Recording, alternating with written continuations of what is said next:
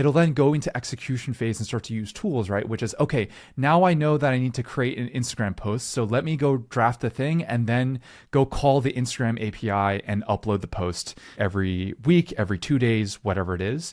And so now all these things that were normally done by a human going from ChatGPT to clicking over to Instagram.com, whatever it is now replaced by code, right? It's code and these large language models that have just like developed enough capability, right? And so this is sort of the prospect of GPT-5, Llama 3, et cetera, to do all these things. And so this is getting very close, honestly, to what it feels like to have an AI employee, right?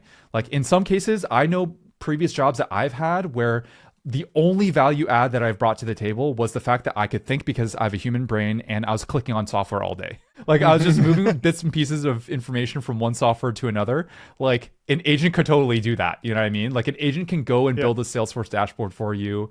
It can go run SQL for you. It can do all these things. So there's like this whole new wave of capabilities and startups and products that are all agentic in this way that'll come hopefully in the next couple of years